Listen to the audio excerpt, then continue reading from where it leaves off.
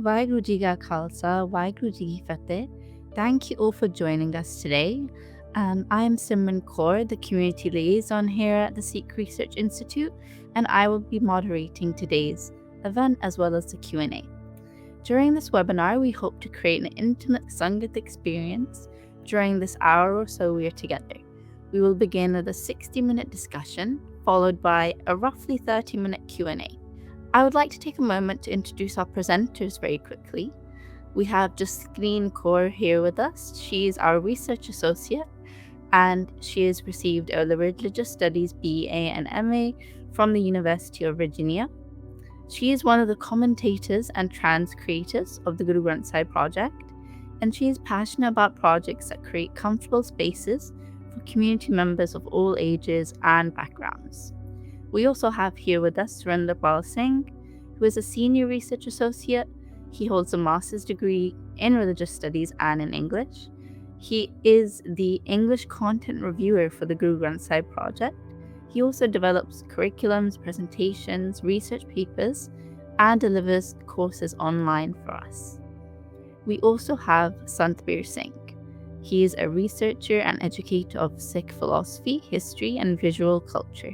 He serves as a research associate for us and as an associate curator of Sikh art culture at the Royal Ontario Museum, where he is helping design the new Gallery of Sikh Art and Culture. He is currently pursuing a PhD in sociology at York University, where his research focuses on Sikh activism. He was born in Vancouver and lives in Toronto with his wife and 3 children. I will now pass on to our 3 presenters for the 60-minute discussion on our topic today. Vaheguru Ji Ka Khalsa, Vaheguru Ji Ki Fateh. Vaheguru Ji Ka Khalsa, Vaheguru Ji Ki Fateh. Hi, everyone. Thank you for joining us. Today's going to be an interesting one. I think even in sort of discussing the topic beforehand, I think there's a lot of things that we'd like to cover. So forgive us if we don't cover everything. And there's certain things that we have discussed. We've done podcasts on shahadat and death before, so we'll direct you to those maybe at the end. But I'm Jasleen Kaur. I wanted to just introduce sort of the thinking behind doing this session and also kick off our discussion. So I think death is a thing that we maybe don't talk about that often outside of kind of the context of either like pretty stark imagery in Bani or like very prescriptive understandings of how we ought to be dealing with death and grief in our sort of lived experiences. So we wanted to complicate that a bit in a good way and in a maybe compassionate way, by exploring a Gurmat perspective on death. So that's looking at death through the lenses of Bani, Tawarik, and Ret. So Bani is what we will dive into first, and then we'll talk about Sikh history, how we see the gurus dealing with death, as like kind of an ideal for us. And then the ending part of the discussion will be about Ret, so lifestyle. And that's where we can kind of, I think, beautifully segue into Q&A and discussion around application, because I think principally maybe we have an understanding, but living that out in our lives is quite difficult. Before we dive into all that, though, I thought maybe we could start by talking a bit about our personal relationships with death and also about maybe what we've observed in popular understandings around death and grief and processing. And then we can get into the discussion from there. The other thing is we opted not to do slides for this discussion. A lot of the Bani that we'll be referencing is on the Guru Granth Sahib Project website, so you can follow along that way. We wanted this to be a little bit more conversational, and feel a little bit more natural. So with that, I guess we can start with just a very, very brief discussion on how we've come to understand death in our personal context. I'll go first quickly, and then Sadhbir Singh will jump in, and Surinder Singh will end that reflection. But for me, my sort of relationship with death and grief in my life was, it started when I was quite young. my nanny died when I was 12, and then the deaths that came after that, it was very sudden and sort of shocking because she was quite young. And the deaths that I experienced after that were all sort of violent and shocking and involve people dying what we might say is, like, before their time. Um, and so in my sort of growing through that, I had a long period of not knowing how to metabolize death and grief because I was so young, and also I think through that, as a family, we really came to understand, um, death as a constant and also as something that you have to kind of, um work through collectively and not be so afraid of. And so I do think that that was very sort of transformative for me growing up, and I think it's made me a little bit more, hesitant to kind of be prescriptive in how I understand other people's grief and death. So I find that to be a kind of, a gift from all of that, early experience with death. Um, yeah, that's all I'll say for now. We can get more into it in the depth, discussion, but Santhveer Singh, if you could jump in and Yeah, yeah, for tell sure. us your yeah. So my own personal understanding of death, I think, is very similar to a lot of folks. I've lost family members, grandparents, and so on. Um, uh, and what I've always seen with death is there's a narrative that we are told how we should behave um, within a Sikh culture, and then there's a way that people actually behave. Interestingly, I'm married into a family that runs a funeral home, and this funeral home mainly serves Sikh and Punjabi families. And so I get to witness death a lot in that context. And in that context, I think what's been interesting for me to see is how much, um, especially for younger generations, there's confusion around how to talk about death from a Sikhi angle, that there's a lack of understanding of a Gurmat perspective. There's a mimicking of sorts of what people see in popular culture or in other religious traditions. And that then sort of seeps into Sikh understandings, contrary to Gurmat principles. So I think what I'd really like for us to try to get to do today is to take those lofty goals of what Gurmat is asking of us and try to bring it into a lived reality of how do we make that applicable to our lives. And we're going to try to do that using our different examples that we'll have. I just want to end off before I pass it on to Srindapal Singh with a Shabad that really speaks to me about death. And that Shabad is Baba bolte kahage dehi ke sang rehte surt mae jo nirte kehte karte katha barta kehte. The Shabad by Bhagat Kabir Ji is in the Guru Granth Sahib Project under the funeral section, under the funeral Shabad section. So you can find that Shabad there. And it's just very evocative. Bhagat Kabir Ji is just saying this Shabad, like this being that existed, that was there, is all of a sudden empty. This being that talked and that behaved. And I think all of us who have been close to death in our lives, that's the really shocking thing that can be very shocking, that this person that you were with, that was animated and that spoke and that you could touch and interact with, is gone and they're just a husk left now. And that can be a very shocking emotional experience that can be quite difficult to process. I'll pass it on to Surinder Singh. Thank you, Jasleen and Sanbir Singh. I'll pick from where Sanbir left, this idea of shock.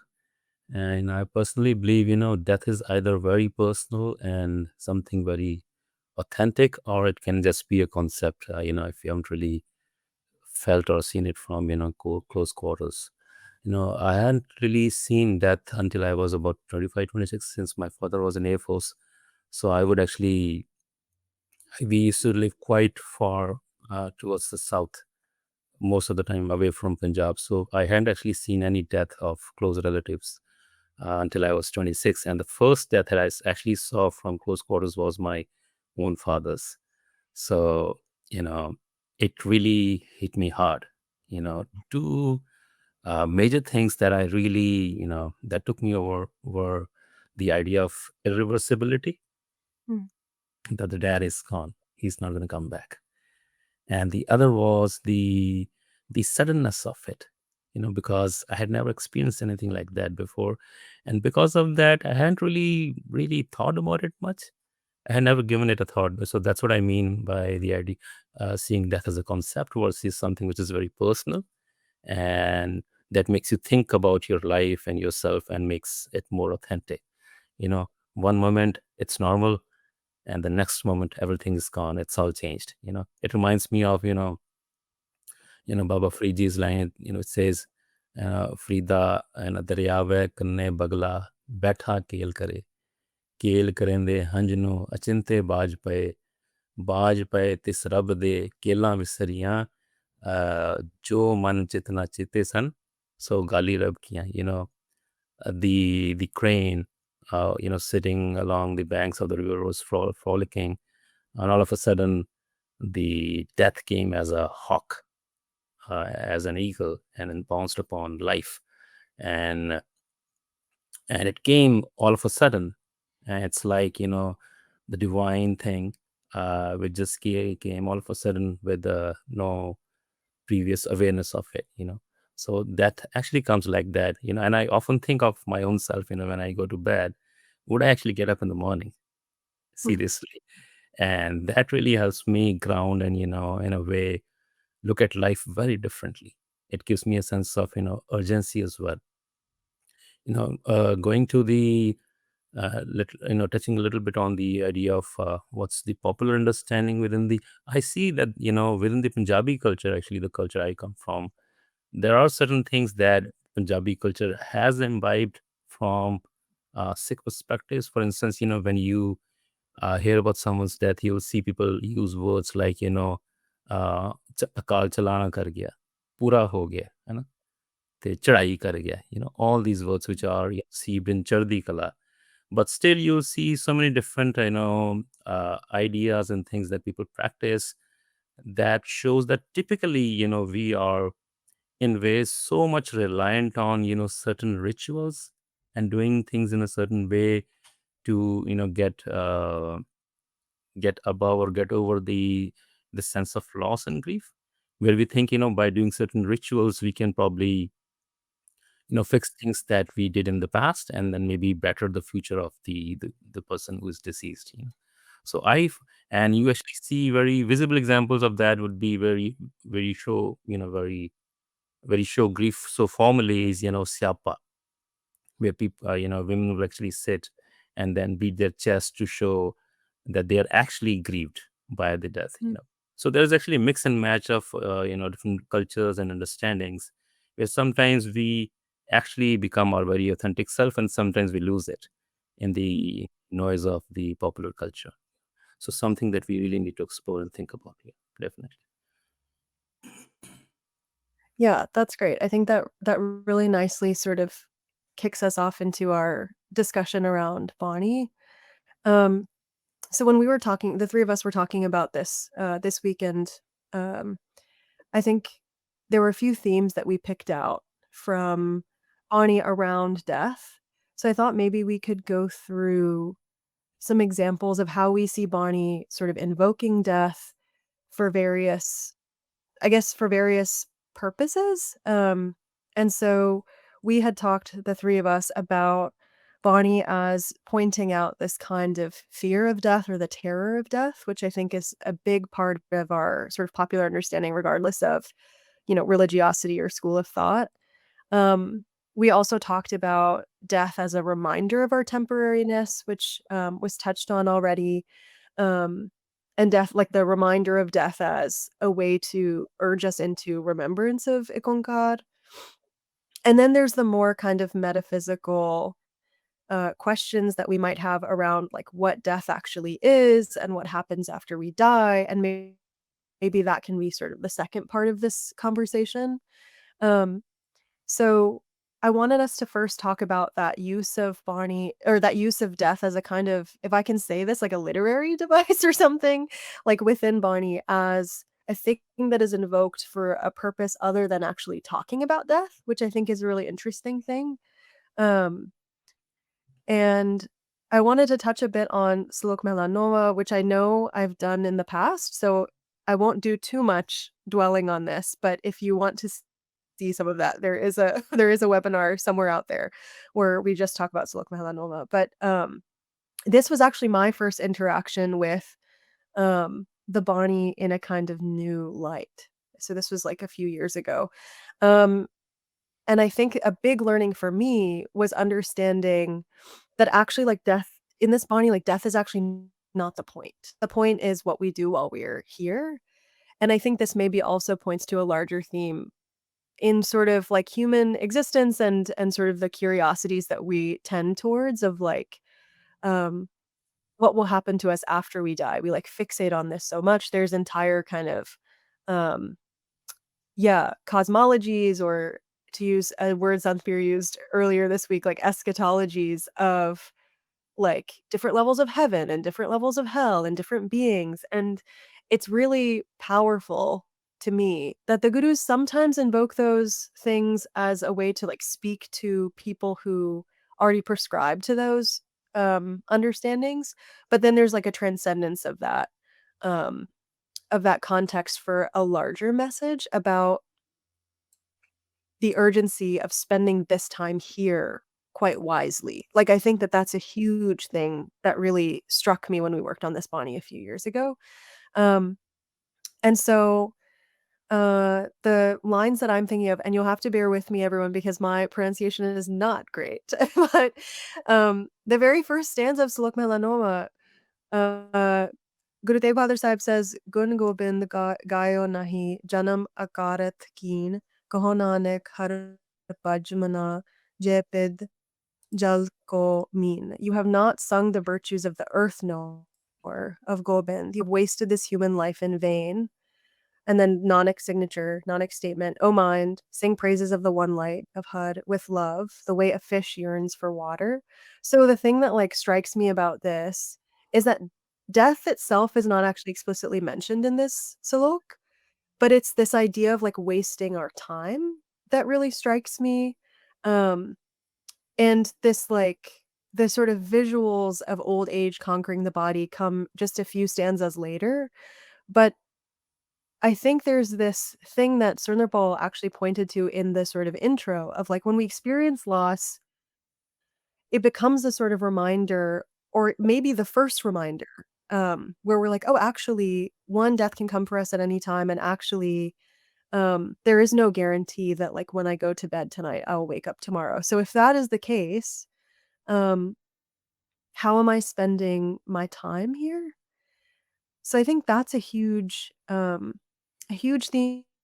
And when I think about the ways that that has sort of articulated itself in my life as I've experienced different deaths, I feel, and this may be a crazy thing to say, but I do feel that I have to learn every single time how to like metabolize grief and death in a new way, and also how to learn a real lesson from it that such that it like actually affects my thinking and my behavior. I think it's like a new lesson every time. I don't know how else to say that.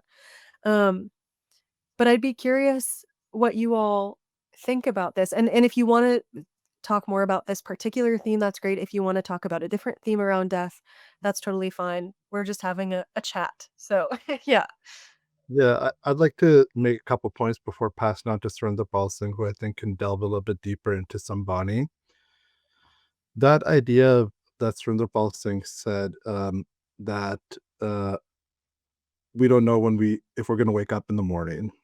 I remember hearing a katha about Bhagat Kabir ji, and he was asked for advice about how to live a life that is like dedicated to Guru, dedicated to Akal Purkh. And Bhagat Kabir ji essentially said, the feeling that you have when you leave a good friend's funeral, that's a feeling you should have all the time.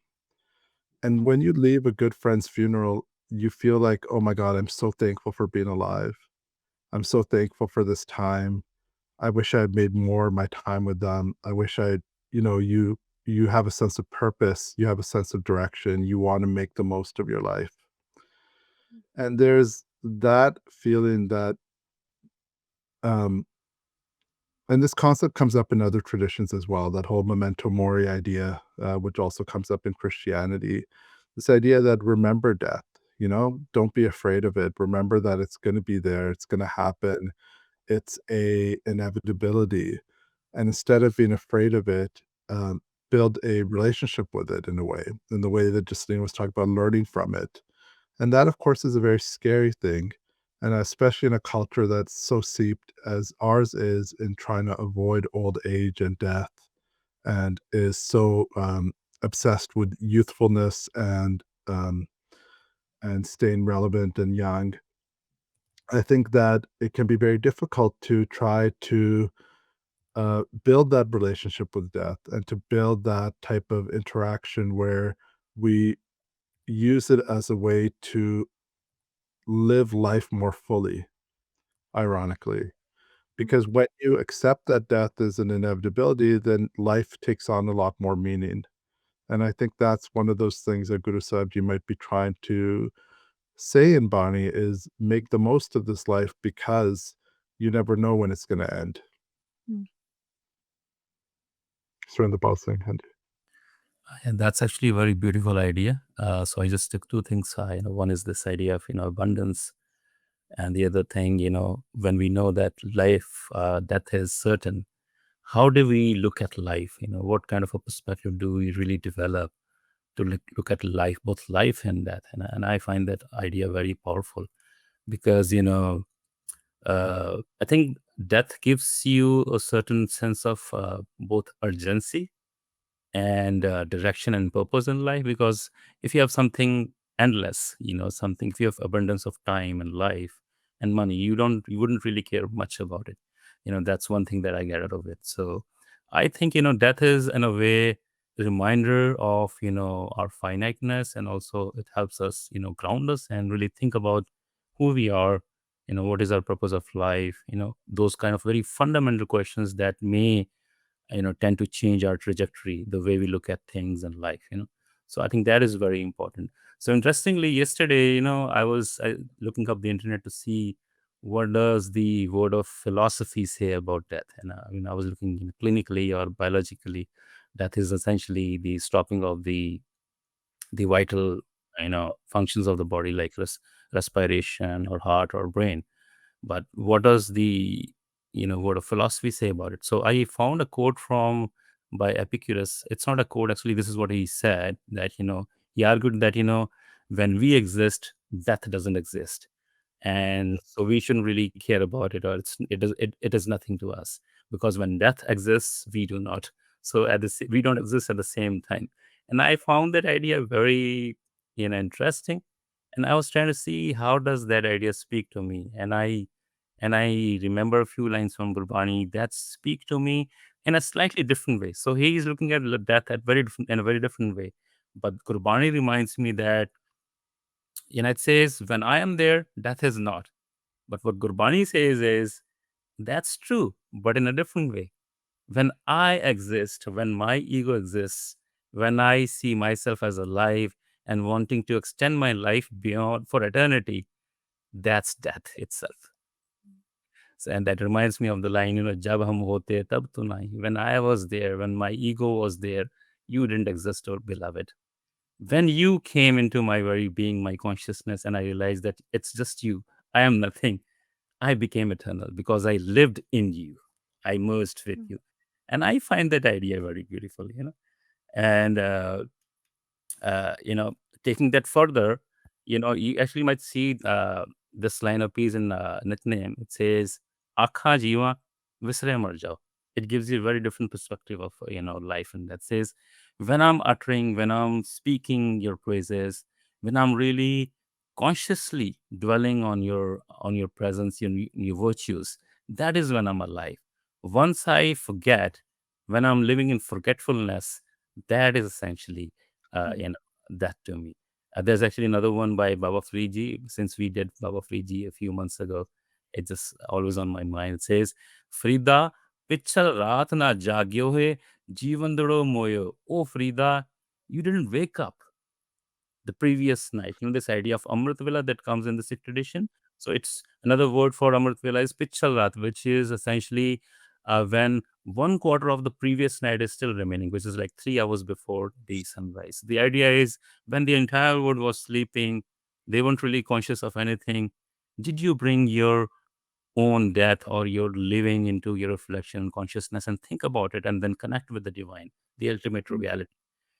And if you didn't do that, then you're as good as dead. There's no point of so it's a very different way of looking at death. So the Gurmat perspective is the two ways to die: physically, and the other one is, quote unquote, spiritually. And what Gurmat is more focused on is trying to understand how I can, make myself alive and live in myself in terms of my awareness of my existence. And I find that idea very beautiful. Yeah, definitely. There's this power there that Guru Sahib Ji is giving us, and that ek karina milte ta kal jog hota. That like when I'm not connected to you, that's death. That's the end of the world. That's everything that's terrible. And so it's flipping the idea of death on its head, because real death, the physical death, is not what you fear. It's this death of falling out of love, or not being in love, or not being connected, or being disconnected. And that's what really strikes at your heart.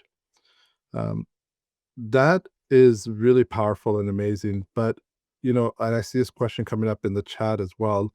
People ask, how do you deal with it when family members pass away? How do you bring that understanding of Gurmat into your life? And I think that's an interesting place for us to take it next.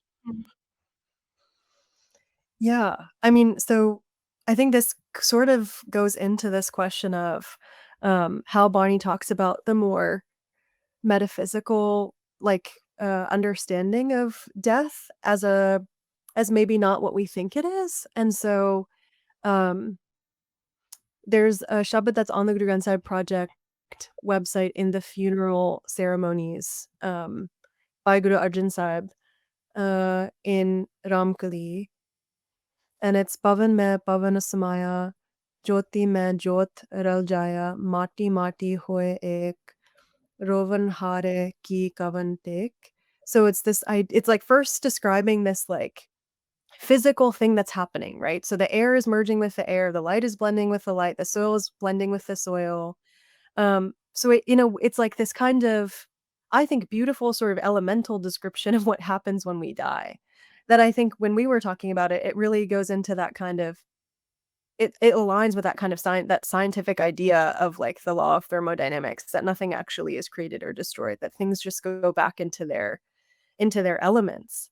And the last line is of that first stanza is, what is the support of the one who weeps?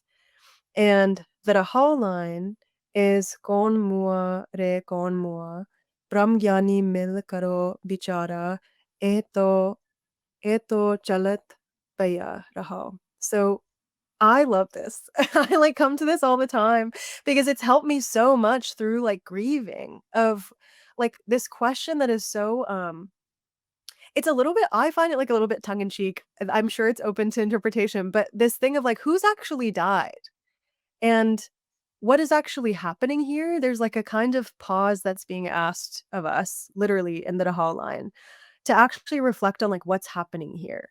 And if we can become sort of reflective, maybe we can see this process as a kind of play, which is like such a radical idea. It's so hard to put into practice, but this thing um of death as not just a reminder, but also as like the actual um death as like an occurrence, as part of the play and part of the command, which I think we'll talk about a little bit in when we get to a discussion around like Ramkali Sat.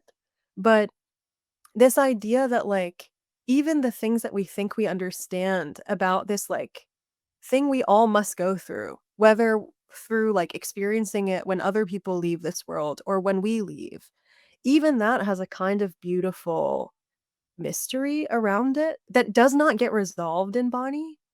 And I think you can either take that as frustrating or you can take that as, oh, like maybe actually I can reframe the way that I understand death and grief, and maybe not immediately after, because I saw a comment in the chat about like sort of expecting people to just be all right after a huge death happens.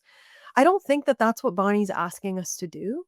Like when I look at this Shabad, I think that there's a gentle urging towards a reframing that maybe comes years later of like, maybe I can understand this too as something beautiful.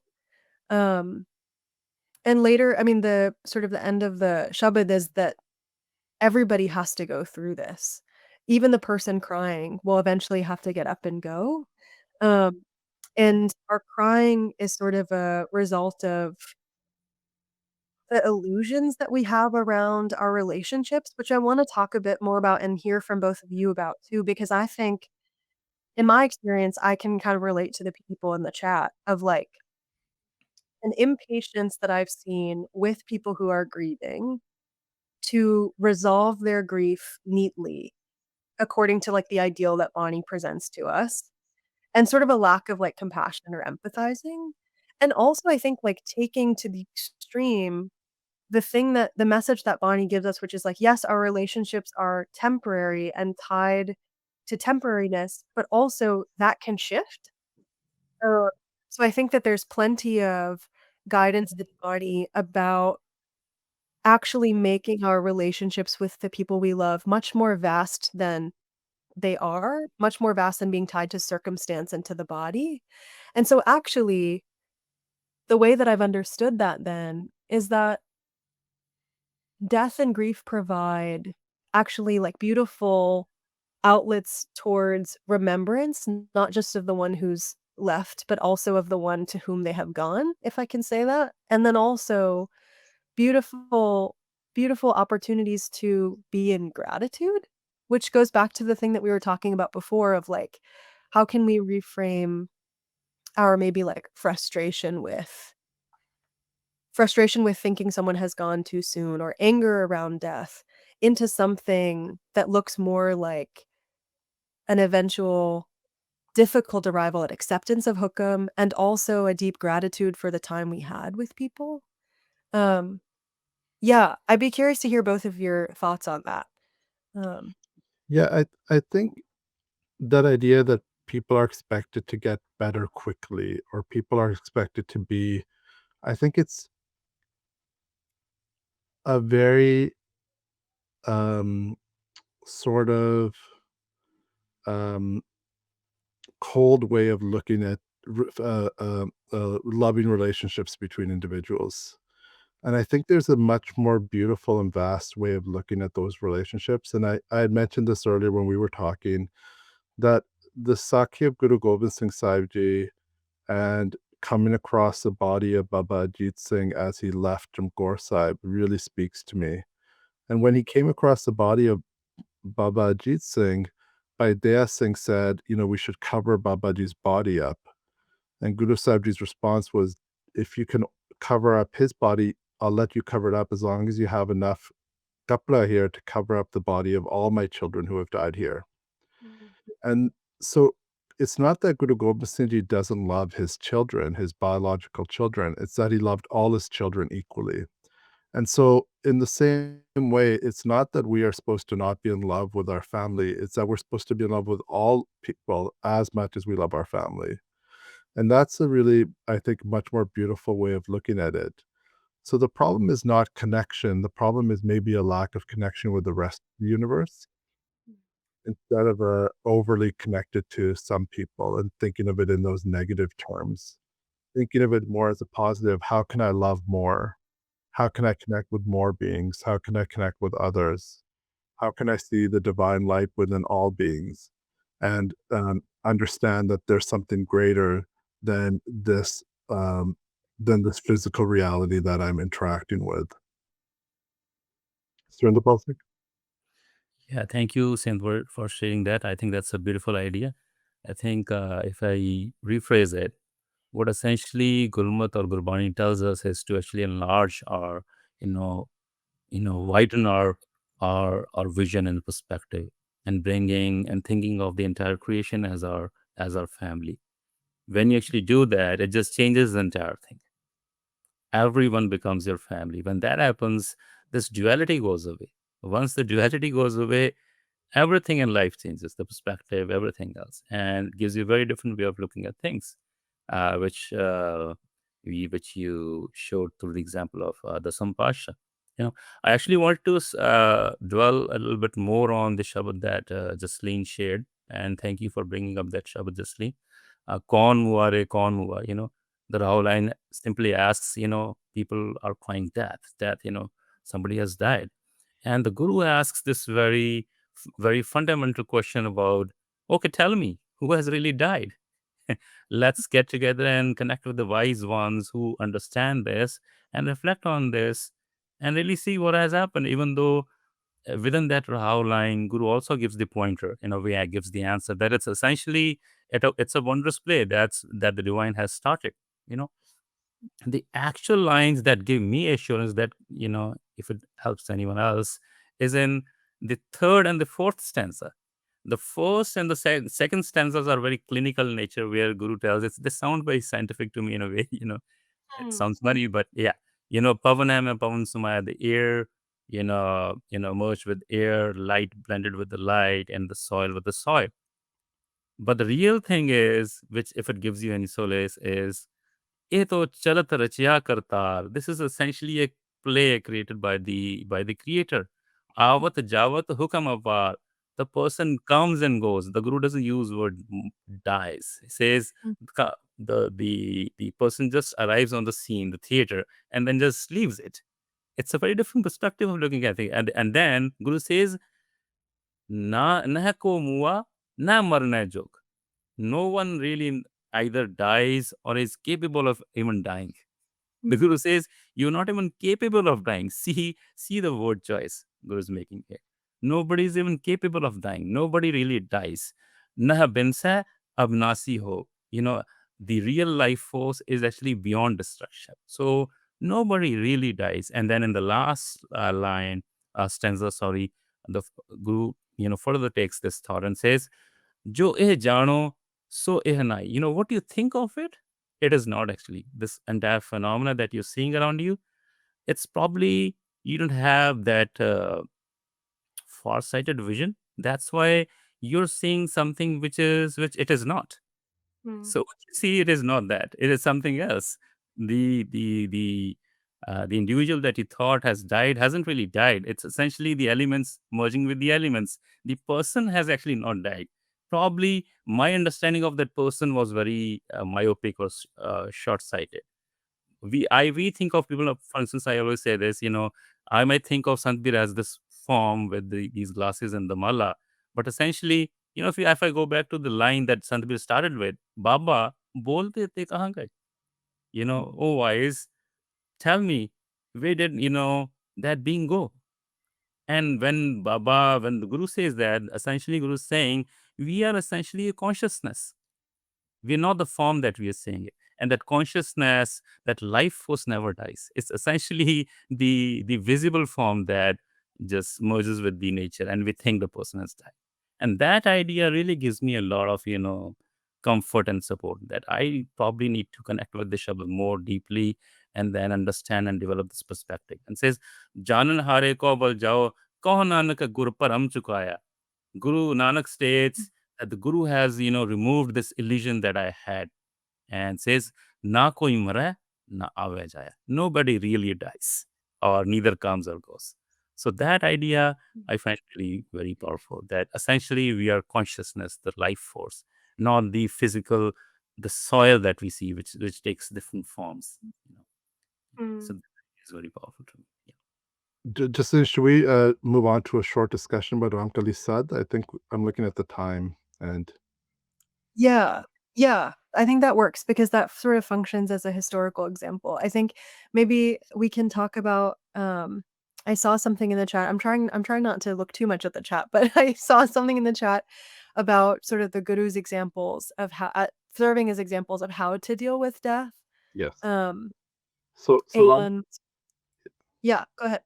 No, sorry, I was just gonna say I'll just set it up and I'll let you two discuss it, but since you have more experience with the Bani. Ramkali Sad was the Bani revealed by Guru Amar Das Sahib Ji's great-grandchild, Baba Sundar.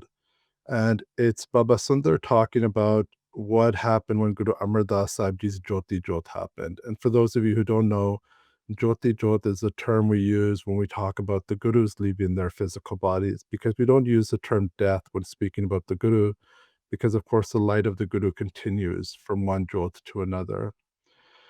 And so the Shabad is a really instructive one. It has a lot of history in it and a lot of rit in it as well, a lot of how to live our life, this Bani of Baba Sundar's, which I believe is made up of 640s. And in this Bani, Baba Sundar describes what Guru Amar Das Sahib Ji is giving as advice to his loved ones before his Jyoti Jyot, before Guru Sahib Ji leaves this world, and what he is telling people. And I think that is, for those who don't know, Ramkali Sad is read at funerals. After the funeral is done, when we go back to the Gurdwara Sahib, and you do the Part Bog, usually if there's an Akhand Part or a Sage Part, then you read Ramkali Sad along with other Banis like Galania. And so this is a Sikh tradition to read this, most likely from the time of Guru Arjan Sahib Ji onwards, to read this Bani at a time of loss. And so there's a lot to learn from it. I'll pass it on to you too. Surinder Palsik? Yeah, sure. Thank you so much for sharing this. So essentially, we are delving into the history part of how the Sikh tradition sees death. And I think Sad is a very good example of that. And it's essentially a description of, as narrated by, documented by Baba Sundarji, the death of Guru Amar Das Sahib. And so I'll just invoke 3 stanzas out of those 6. One is the very first one, and then the 4th and the 5th one. In the first one, Baba Sundarji shares what is the state of mind of Guru Amar Das Sahib when he is ready to leave the earthly realm. And it says, Gur Shabad Samave, Avar na jane koi jiyo. Remember I was talking about this idea of how, once if we remove our dualities and we start seeing oneness, everything changes, our perspective about life, and both life and death. And Baba Sundarji says, Guru Amar Das Sahib, the master, the sovereign, is already in that state, is merged in the Shabad, and don't see any duality in life.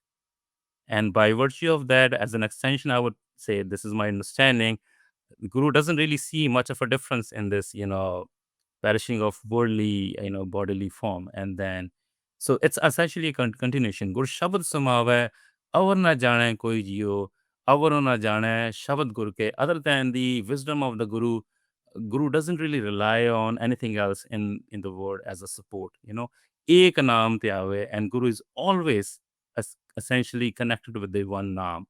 Prasad Nanak Guru Angad Param Padvi Pav. And because of the grace of the house of Guru Nanak and Guru Angad and the Shabad bestowed by them, Guru Amar Das is already merged with the divine and is eternal, is beyond death, birth and death. That's my interpretation of it.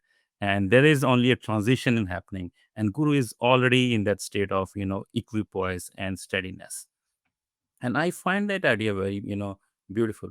Aya Hakara, Chalan Wala, Har Ram, Naam Samaya, Jag Amar Atal Utol Thakur, Pagat Te Har Paya, Pagti Te Har Paya. That idea that, when the messenger or that actually came, it didn't really change anything for the Guru, because Guru is already merged with the divine.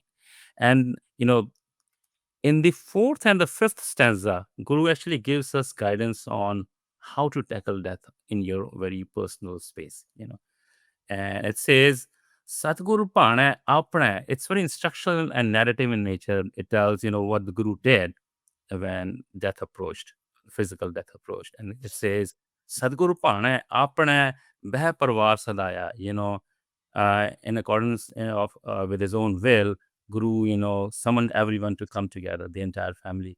Mat ko pichha koi rov si, so main mool na paya.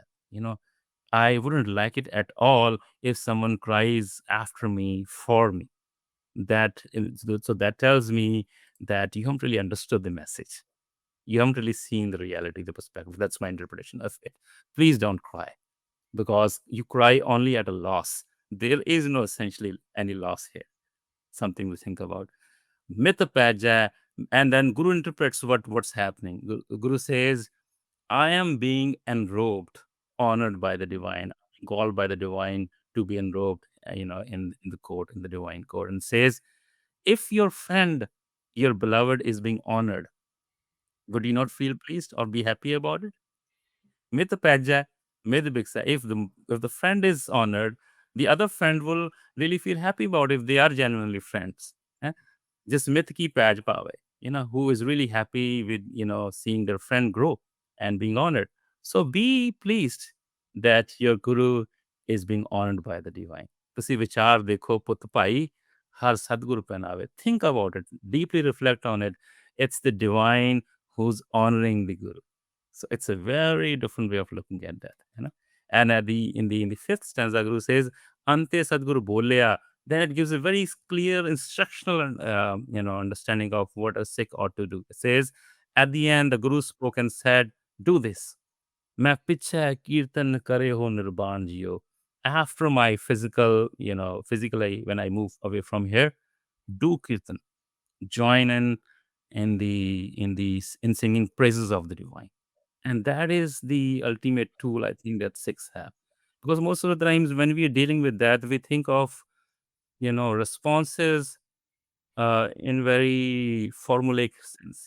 What should I do? How should most of the questions, if you see, are what can I do? How can I really deal with the death of a loved one?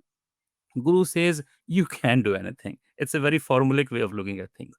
Unless you merge with the Shabad, you are in eternal bliss of singing praises. Everything is formulaic. When I'm living that Shabad, when I'm in eternal bliss of, singing virtues, my response will be automatically. I wouldn't really have to. There's no crisis in life. What now? And that Shabad through me, manifests, and I start to see that, larger picture that, Guru is showing us. It says, Keso Gopal Pandit Sadhyo, bring all the virtuous people of the divine, the lovers of the divine, and sit and do Katha and Kirtan of the divine. And that is how you get over the false sense of loss or departure, which is actually not happening. It's just things changing form, or the journey moving on, continue. And so I find that idea, very powerful. Yeah. Jasleen, you want to add anything on that? Yeah, I do. I think I'm always like struck by this Bani, because I think it offers us, I mean, I know it offers us an ideal of how we ought to deal with death, and I think there's also deep like understanding and compassion for the ways that we maybe can't get there right now. And so I think for me, there's like a couple of things that I really like think about when I think about um this Shabad. There's this like framing of accepting death as being like a way for us to participate in Hukam, which is like a very interesting reframing, I think, of like instead of it just being an acceptance of Hukam, Guru Amar Das Sahib is seeing his own departure as like it's like a collab. I can't say that. A collaboration between him and the divine of like, yeah, this is my time. I've been called, and I'm accepting this because I get to take part in this like beautiful thing. And then you have this language of like honoring and being enrobed in honor, because he's able to like take part in the fulfillment of that play and of that will, which I think is so beautiful. And so I think it's instructive both on the part of like, what ought we do when we are finally at this point? How do we then process our own departure? I think where it gets like a little bit harder is how do we process death when it's not actually directly happening to us? Which is like, I mean, the chat I think is mostly questions around that. And I remember when we were working on this, Bonnie, that line of like, I won't like it at all if you cry after me. I remember a lot of discussion about like how do we how do we say this without it sounding like harsh or um lacking in understanding or compassion, because I remember the Punjabi team saying like actually it's very soft. It's like a very beautiful line. Um and it's the way that you said it, Sundarbal, of like please don't cry. Like please don't, I don't want you to feel this way because I'm seeing it this way. So if you can kind of get to where I am of how you're understanding my departure, then like maybe you can see this as a kind of celebratory thing and as a beautiful thing. But there is a kind of implicit acknowledgement, I think, in these stanzas of how hard that is when we aren't the guru, when we aren't like so enlightened and so steeped in Shabad that like that is our that's our response without having to work for it or work through it.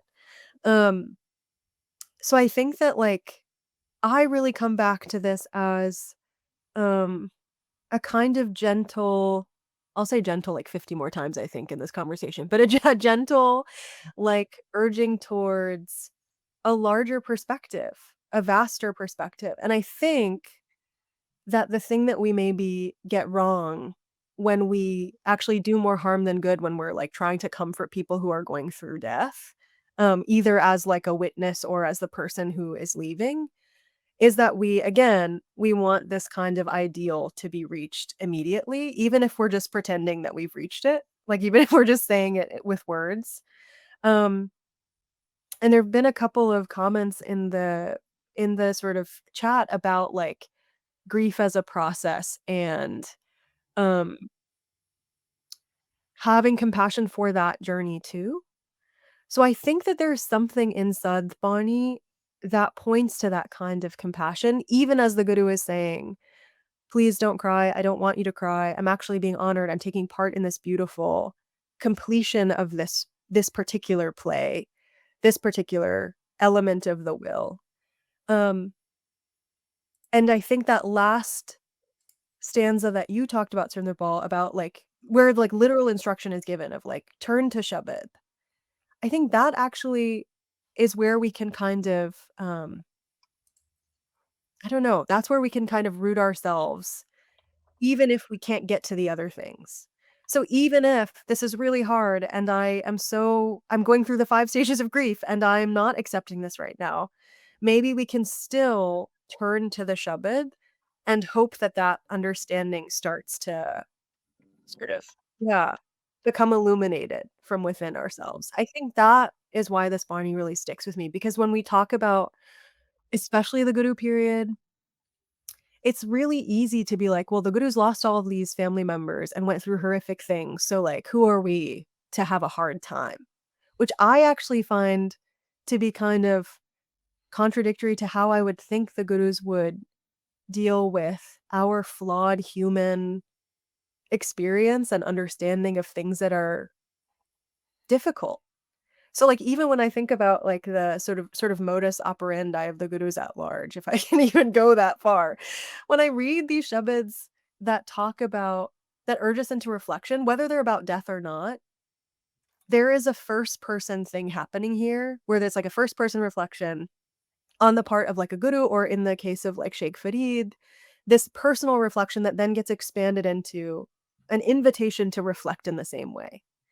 And I think that if we can understand even the shabads that talk about death and give us like very clear guidance as being compassionate and understanding and empathetic um towards the like reality of us being humans who don't have that large perspective, who don't have that large understanding, and who maybe aren't as steeped in shabad as we'd like to be, then we can also stop being so hard on each other about the ways we see that we're each sort of individually processing death and grief. I think that's much more instructive than just saying, well, the Gurus went through all this, so like kind of, buck up, if I can say that. um, yeah. Does anybody else have any thoughts on that? Yep, that's beautiful. I think, when, Guru says, don't grieve after me, that leaves you with a dilemma. How do I? That instruction is very clear and very clinical in nature, if I could say that. How do I really do that in my reality of a limited understanding of life and having this very big idea of loss and grief? How do I really deal with that? That also makes me reflect on, and think, does Guru really mean to say that? Because it's essentially emotions that make us humans, crying, happiness, sorrow, all these things. Is the Guru really after making us not cry? So that is something that really, uh, strikes, is very striking to me. I think Guru isn't really saying that, do this or do not do this technically. What I think Guru is after is transforming our experiences. And that, reminds me of, couple of lines, actually not a couple, many lines in Gurbani where Guru says, transform your grief. And if you are really interested in crying, then cry in this yearning for the divine, this sense of separation. Bring that sense of separation in you, and then cry in yearning for the beloved one. So maybe transform your emotions, not really deny them or get rid of them, but really see how you can channel them through the wisdom of the Shabad. That is something I find very powerful. Just a couple of days ago, I was really actually sitting in the Sangat, and then this is how nature operates. And there were a couple of Shabads that came, and I was stuck with it because I knew we're gonna do this webinar, and I was constantly thinking about this idea of death. And it says, "Sant tumhare har pran Prabhu sukh date." You are the support of life, O giver of happiness, divine. Gur Prasad kahun jate. Now that I've found the Guru's wisdom through the Guru's grace, where do I go? I don't have anywhere else to go. I'm really steady and grounded now. Sant tumre Pritam, oh beloved, the saintly beings, the lovers, they are yours and yours only. Tinko kal na khate. Because they are in love, they have actually transformed their grief into something bigger. They have this constant yearning for you. Everything is coming from that perspective now. And since they have merged in you, they have become one with you. And since you are eternal, they don't die. Tinko kal na khate. The death doesn't devour them. Sant tumhare, tumre pitam. Oh beloved, the saintly beings, the lovers are yours and yours only. And that doesn't devour them. That cannot do anything with them. Because Rang tumhare, their experience has transformed. It's not that they become robots or formulaic in their approach. Rang tumhare, their grief has been transformed or changed into something else. Rang tumhare lal paya, you're in deep love, crimson red. They are completely immersed immersed in the love of the now. And that's how they have, in a way, evaded death. And I find this idea, description very beautiful. And I think that transitions nicely. We wanted to talk about Shahidi just a little bit, just to touch on it. And I think that's what we see with Shaheeds. We have generations of Sikhs that died with the words Akal on their lips, that they would say Akal as they fell in battle. And that idea that they were infinite because they were not subject to death. They were outside of that because of how much they were in love with Akal Purakh. And we had talked about different Sakhis that might be relevant, and Surinder Singh has suggested talking about Baba Gurbakh Singh. And I've written about Baba Gurbakh Singh quite a bit in the past as well for different articles.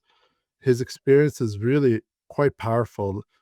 He, along with 33 other Sikhs, stayed behind to defend Harmandir Sahib and Akal Takht from an army of 30,000 Afghani soldiers. And so it was a lost battle in a sense. There was no way they could survive. There was no way they would come out as victors in the physical sense. And the morning of the battle, they dressed themselves as bridegrooms, as grooms. They got ready as if they were going to get married. And they sprinkled saffron on their kesar, on their dastars, which is what you do before weddings traditionally in Punjab in historic times. And they said, we are getting married to death today. That there was this celebratory nature. And we see this even in the modern times with people like Sukha and Jinda, who said, let us kiss our nooses when we die, and let us put the nooses around our own necks when we are executed by the Indian government, because we are not sad about this. We are celebrating this moment.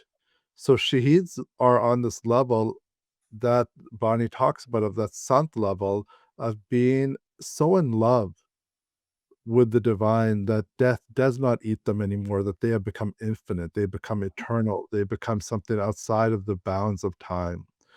And those examples can be found, of course, going back all the way to Guru Arjan Sahib Ji. And Guru Arjan Sahib Ji is the ultimate example of Shahidi, of course, for all of us, for all Sikhs, for all time. And Guru Arjan Sahib Ji's words when he was on the Tatita Vitera Kiya Mitha Lage, that idea that this experience, even the experience of being tortured, is mitha to me. It reminds me always of that line from Japji Sahib, Ketya Duk Puk Sadmar Ebe Datri Datar. That even Puk and Duk are dat, are gifts from you. That if you're in a place of that much love of a Kalpur Kanvaignu of Ikwankar, that even experiences that most of us would think of as negative, even those are beautiful gifts, because they are an experience that you're experiencing with the divine. And Guru Sahib Ji is in that place where even the experience of being tortured, even that is something that's wondrous to him, something that's ecstatic, something that's beautiful and grand for him, because he is at a place where what happens to his body doesn't matter, because he is so immersed completely in Bani that the distinction between Shabad and Guru has been completely erased, and they are Shabad Guru themselves. Yeah. I'll pass it back to Justine.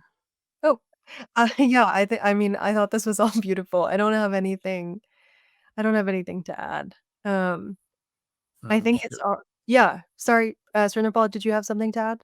Yeah, I think that idea is very beautiful. You know, because I dwell on that quite a bit. When I think of Guru being tortured to, physical annihilation, how do we really process that idea?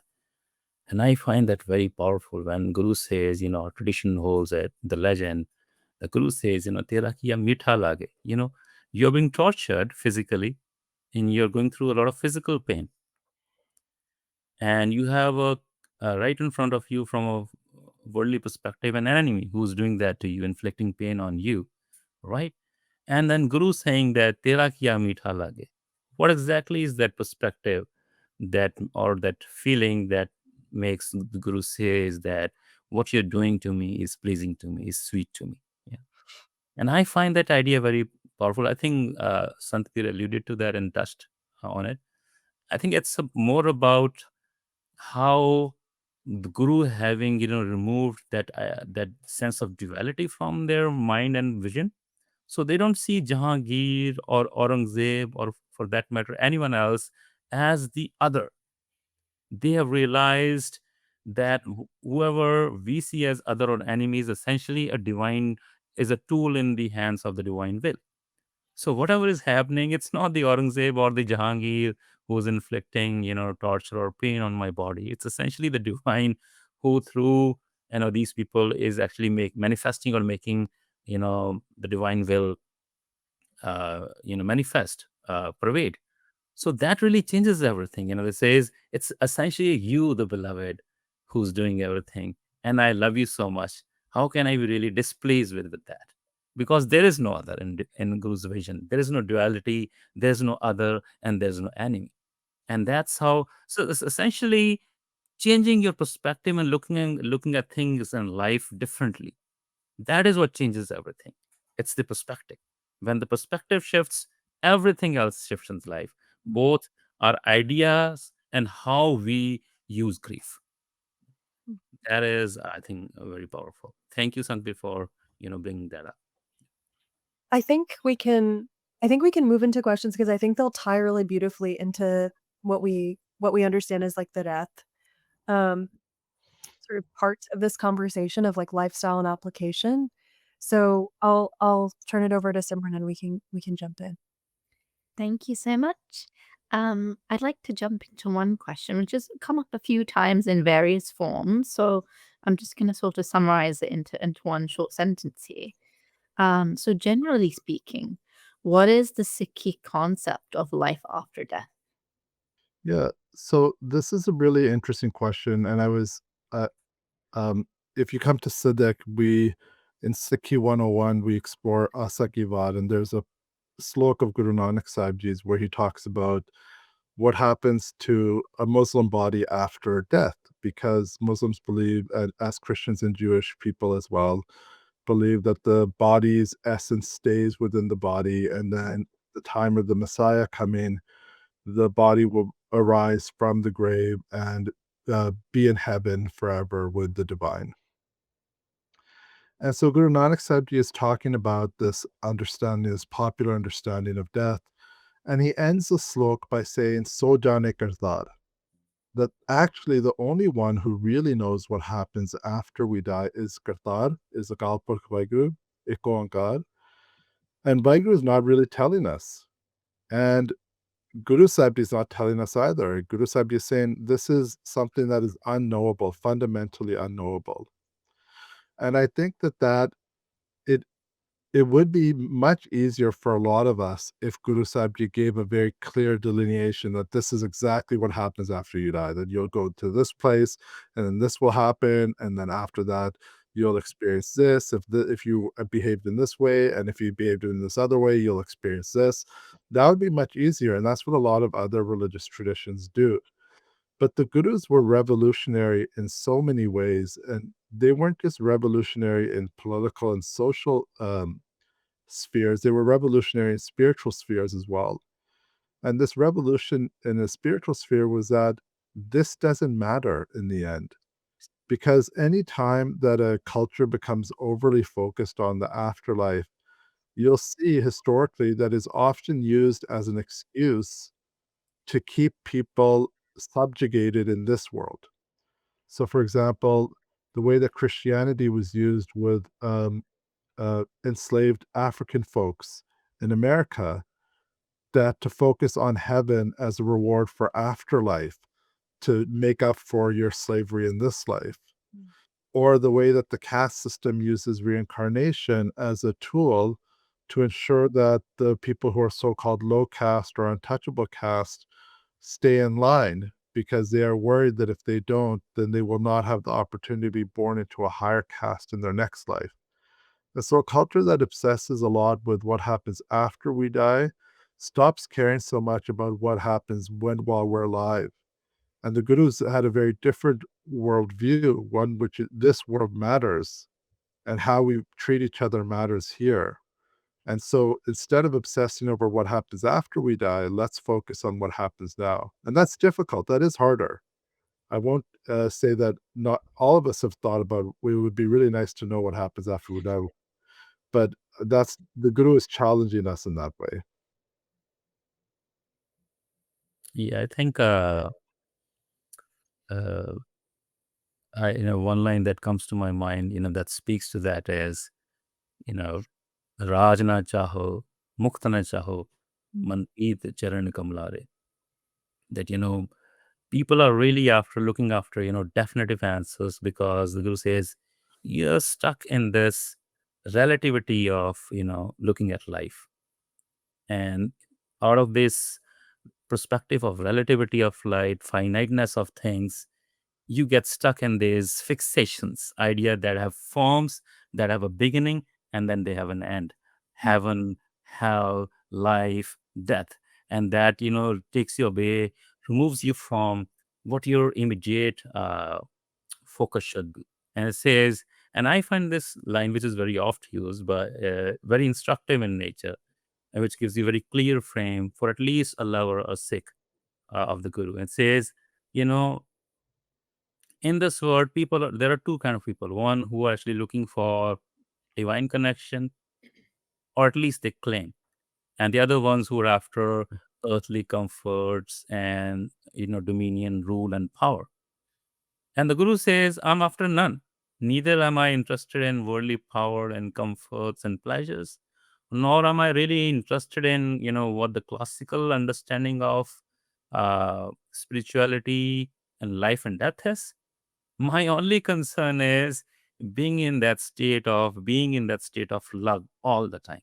That is all I'm really concerned about. I don't really am after this idea of liberation after that, emancipation after that.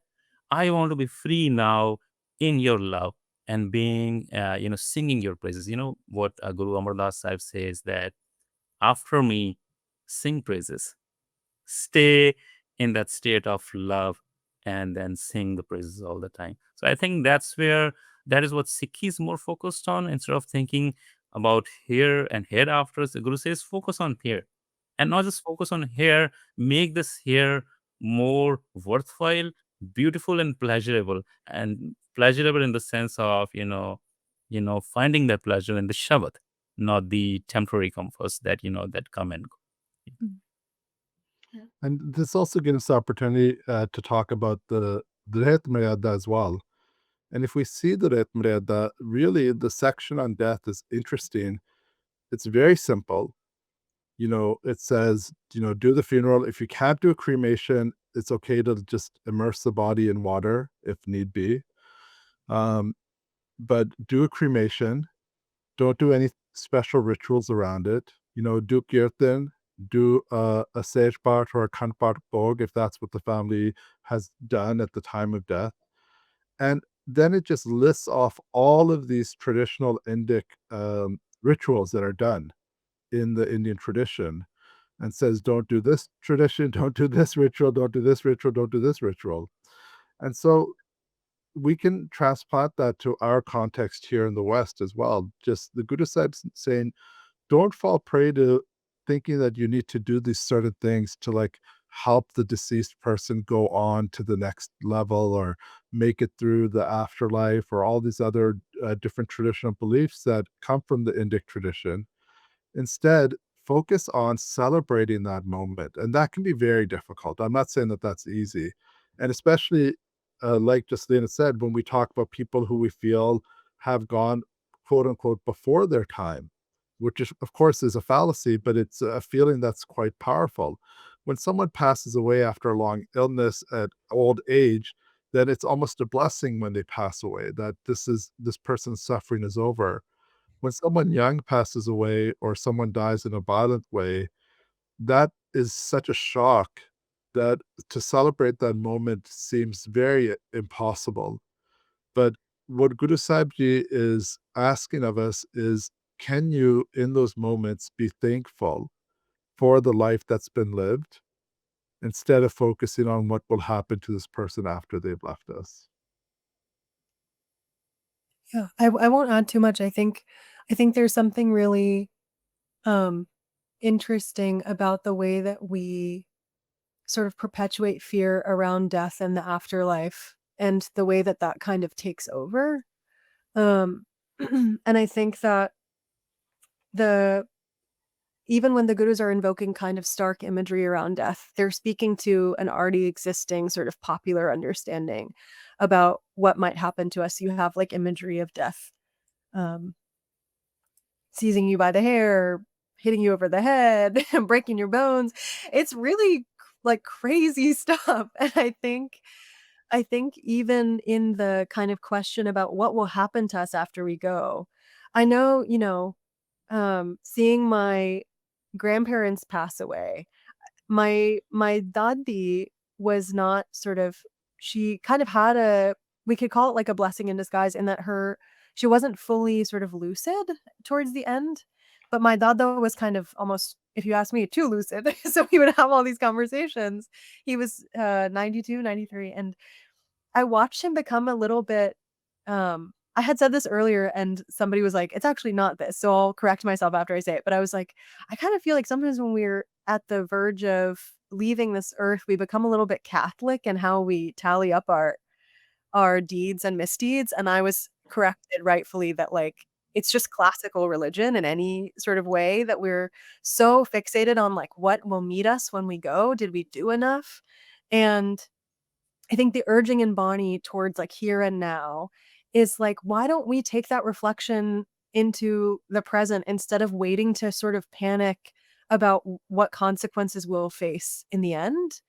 And this ties into, I think I saw a question around like karma, and I would reframe that as maybe a question around grace, because in the Sikh paradigm, yes, there's this idea of like karam, of the deeds that we do, and of sort of our fortunes being written on our forehead. That imagery is really prevalent. But there's also very prevalent references to the ways that we create good fortune through the efforts that we make, through the devotion that we engage in, and the sort of struggle that we all go through to practice remembrance and praise and identification with Ikon God. And I think that's a really beautiful thing. It's less sort of certain in what will happen to us when we go, which maybe we can see as more like terrifying in some ways, but I think there's a simplicity to what we're being asked to do that's really beautiful. And it's like an ask to kind of commit to a relationship with the Shabad, with the wisdom, with Nam, with identification, and with Ikon God, um, in all of its kinds of ebbing and flowing and ups and downs, and to really believe in the grace of Ikon God too, to like ask for help. Um, And so I think that maybe can sort of make death lose its sort of terror for us too, if we can really focus on those ideals or ideas that are present in Bani, those principles. Um, yeah. Thank you so much for all your insights on that question. I'm going to move on to another one I noticed in the chat, which is that in the beginning of the session, there was a discussion about the idea of death and death as an experience. So that second state, which is death as an experience, is very painful, especially if it's of a close family member. How can we shift our perspective when we're in that situation itself, which is, maybe a very high emotion, high stress, surrounded by many people? And this question is from Amanpreet Kaur, so thank you for that question. I think that just to start off the discussion, I think the advice in Ramkali Sad is also very practical. It says to kirtan, and to sit together as a sangat. Uh, a close family friend's father passed away violently a few years ago, and the family's response was just to do kirtan night after night and to do part together as a family. And the atmosphere that was created in the house because of that was incredible. It was really not the feeling of a family that had suffered a great tragedy, because they were all singing kirtan together and immersed in Shabad as much as possible. And I think relying on Bani and building that relationship with Guru Granth Sahib Ji and really seeing Bani as a support is the only thing that we can really do, because we are so uh, um, unattached. We are so disconnected. We are so frail. And we are also open to being in love with things that are not permanent. And the only thing that we can really do in those moments is to turn to Bani and build that relationship with Bani and to lean on Bani for support in those times. And if you can do that as a family or as a community, that becomes so much more powerful.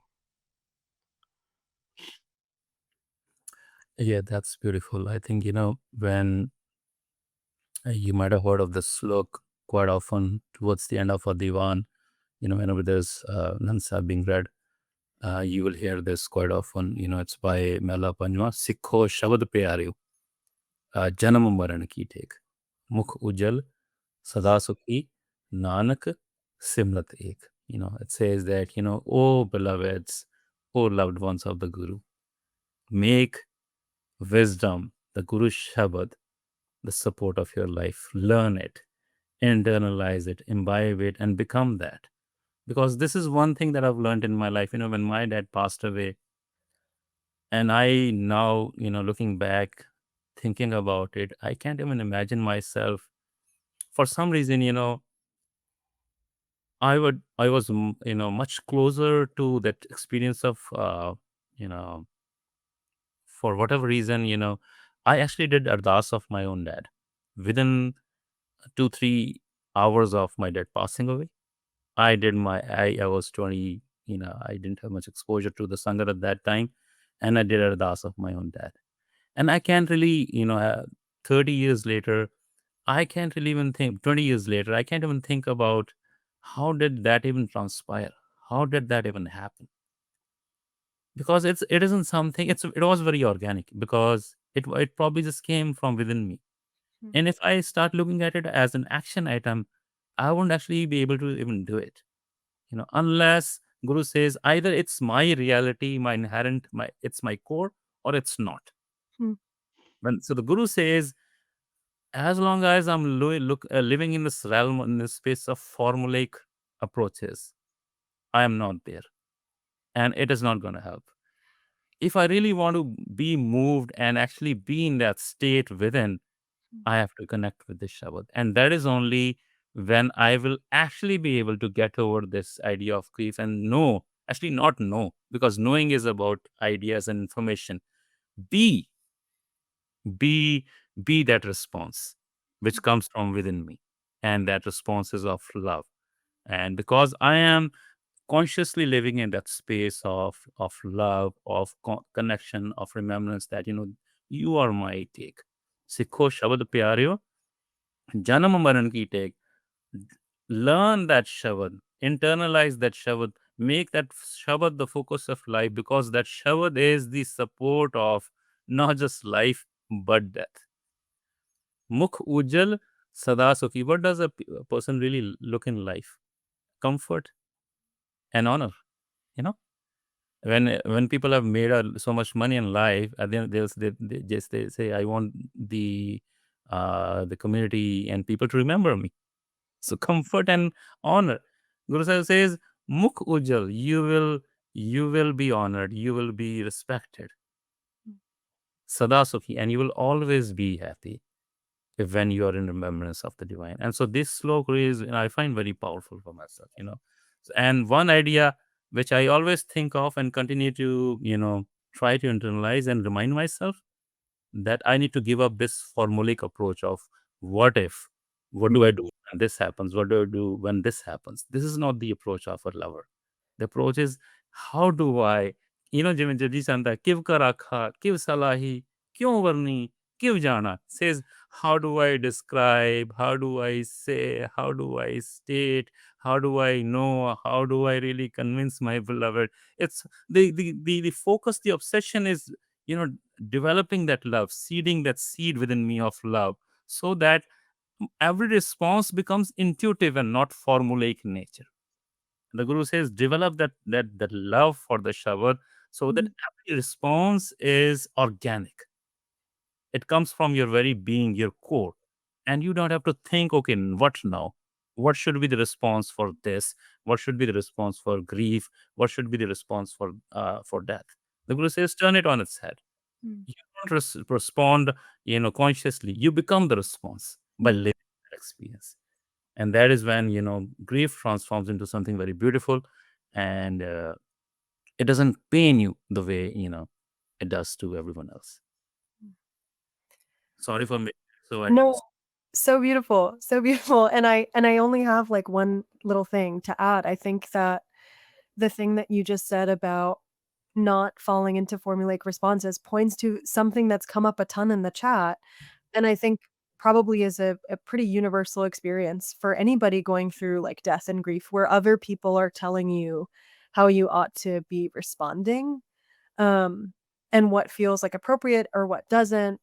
And the thing I said earlier about like every time that I've experienced death, I feel both well practiced at it and also like I'm learning it for the first time. And I think that's because you respond and you grieve in the form that you need in the context that you're in.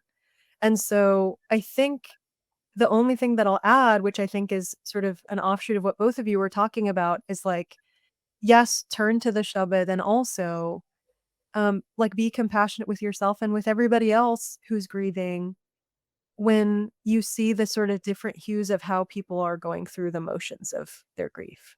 And you see different responses to how people are either interacting with the person who has passed or not. Like I think there's often statements about what is right and what is wrong in terms of like, do you go see the person who's just passed away to do whatever you need to do or say whatever you need to say, or do you not? And like for some people, is that really easy? And some people that's really hard. Yeah, I think that there's like a lot of judgment that we place around how people grieve, even amongst like really close family. And I'm speaking from like the experience of my nonna passing away this year, of like different reactions from different children of his, of like how they're gonna navigate that passing. And our tendency into judgment, I think maybe because we also use that as a coping mechanism. Um, so yeah, that's the only thing I'll add is like it feels like the main thing is turn to the Shabad, which will do what it needs to do to transform you, even if it takes time, and be compassionate with yourself and with everyone else as you navigate that transformation. Yeah. Simran, thank you so much. We are approaching time, but I think we have perhaps a few minutes for one last question, and then we can wrap up. So this question is from Mandeep. That they often hear that our life is pre-written before we are born, and how long we live when we pass is already written. So Mandeep has just asked if you will have any comments on this concept of a pre-written destiny, a pre-written path.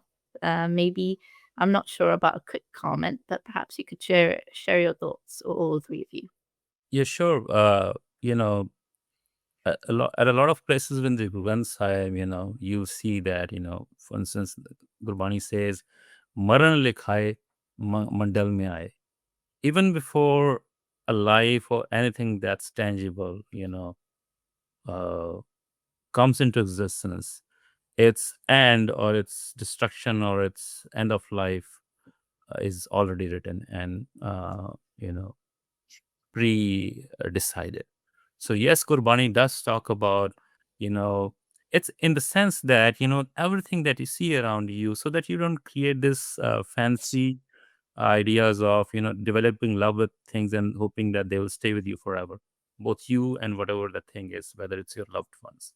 So I think it's a way of Guru reminding us that everything in life is temporary, more than actually starting to believe in, again, in the formulaic sense, trying to create frames and fixations that bog our minds and then holds it back from actually really realizing its true self.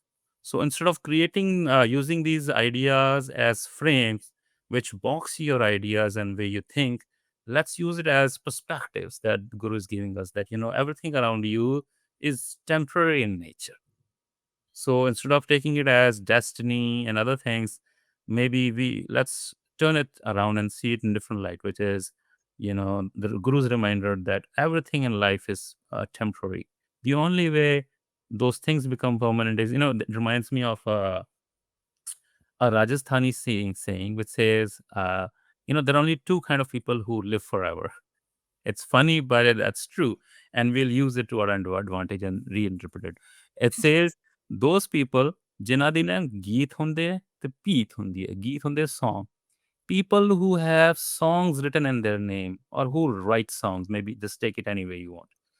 And those who have peats. Peats are memorials, the walls, who have memorials built in their name. They are the ones who live forever. And I find this idea very powerful. I don't really believe in this Peath idea because everything is, even the things that we assume are forever aren't actually forever. But I find this idea, since we did Vanjara just last year. So I'm so very fascinated and, with this idea of song, that people who have songs written in their name, or you can say who have a song in their hearts, or who have become the song itself. For me, that song is Shabad. That when I merge with the Shabad and I become the Shabad, that is when then I actually in that way even transcend the destiny that we were talking about. Even that destiny doesn't matter, because destiny says it's predetermined when I'll die. And when I merge with Shabad, I even change that destiny. See how beautiful that it just came to my mind. I even changed that destiny by merging with the Shabad. You know, there's Mahla Tija da na ek slok hai, कहता है गुरमुख मुए जीव दे परवान है ना, मनमुख जन्म मरा है. You know, the Gurmukhs who are wisdom oriented, who are Shabad oriented, who are song oriented, they are accepted both in life and death. So in a way, they have transcended that destiny idea of, you know, predetermined time of death and birth. You know, they have transcended that. Nanak muए na आखिए Nanak, they are not called or considered death. जो गुर के शब्द समाए, who have merged with the Shabad, the eternal Shabad. Once I've clung to the Shabad or the song, which is eternal, who can really kill me? Nobody can. So there are also questions, in a way, challenges the popular ideas of predeterminations, life and death. So I think the Guru is more after transforming our perspectives so that we are in a state of constant love and get out of the sphere of, this formulaic understandings of, boxed understandings of life and death. Thank you all for your last comments on that question. And I'd like to, on behalf of SikhRI, thank all of our e-Sangat today, as well as our presenters, Surinder Singh, Justine Kaur, and Sanspir Singh. Thank you very much all for your time. Waheguru Ji Ka Khalsa, Waheguru Ji Ki Fateh. Also, Waheguru Ji Ki Fateh.